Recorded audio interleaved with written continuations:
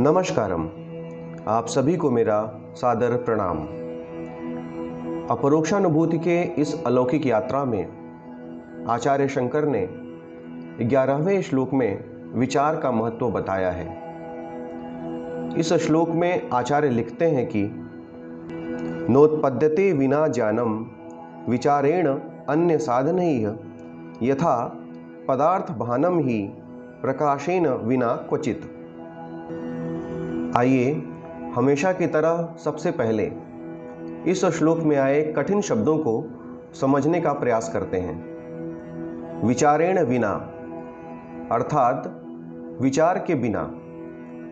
यहाँ विचार शब्द का वास्तविक अर्थ विवेक से लगाया जाना चाहिए। विवेक अर्थात डिस्क्रिमिनेशन, यानी वह क्षमता जो सत्य असत्य, सही और गलत में भेद कर सके। इस प्रकार विचारेण विना का अर्थ हुआ without an inquiry into the truth, यानी वास्तविक सत्य की पूछताछ के बिना। अन्य साधनैः यानी बाई अदर मीन्स अर्थात अन्य साधनों या तरीकों के द्वारा। न उत्पद्यते यानी इज नॉट प्रोड्यूस्ड अर्थात उत्पन्न नहीं किया जा सकता। क्वचित यानी एनीवेयर अर्थात कहीं पर भी। पदार्थ भानम यानी नॉलेज ऑफ ऑब्जेक्ट्स अर्थात वस्तुओं का अनुभव या ज्ञान। प्रकाशेन विना यानी विदाउट लाइट अर्थात बिना प्रकाश के। इस श्लोक का अर्थ जानने से पहले आइए यह भी जानते हैं कि ज्ञान प्राप्ति के ये अन्य साधन क्या है। वास्तव में यह अन्य साधन कुछ और नहीं, उपासना आदि विधियां ही है। यह अज्ञान ही है जिसे हम अविद्या कहते हैं और जो हमें ज्ञान के प्रकाश से दूर रखता है। अतः ज्ञान की प्राप्ति के लिए हमें अविद्या से परे जाना होता है।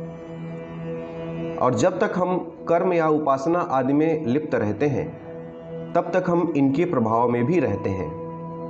तो कहने का अर्थ यह है कि उपासना आदि कर्म साधना के बाह्य स्वरूप है एवं आत्मानुभूति की प्राप्ति के लिए हमारा आंतरिक परिवर्तन आवश्यक होता है। और यह तभी संभव है जब हम अज्ञान अथवा अविद्या के वास्तविक प्रकृति पर प्रश्न करें, विचार करें। इस प्रकार के विचार के द्वारा ही धीरे धीरे अज्ञान का आवरण घटने लगता है और जैसे जैसे यह घटता जाता है वैसे वैसे ही ज्ञान के सूर्य का सूर्योदय होता है। That is the other means or उपासना एंड द लाइक।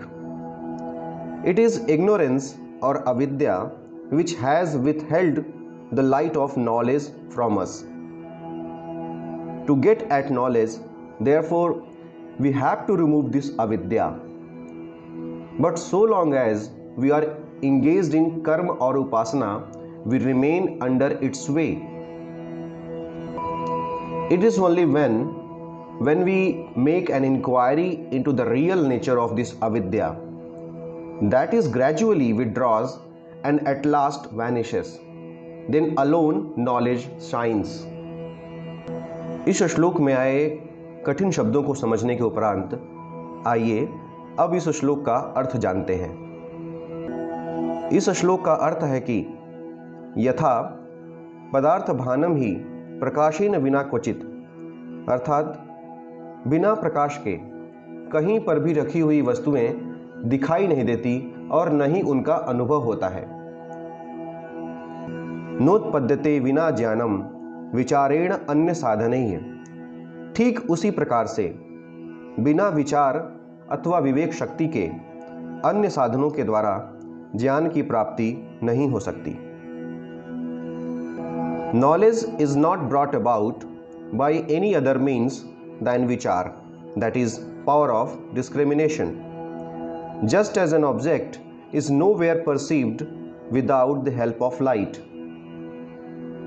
आइए हम सभी श्री हरि से प्रार्थना करें कि हम सभी के जीवन में इस प्रकार की विचार एवं विवेक शक्ति का आगमन हो जो अविद्या की इस रात्रि का अंत कर सके एवं हम सभी अपने वास्तविक स्वरूप से परिचित हो सकें। जय श्री हरि, जय श्री कृष्ण।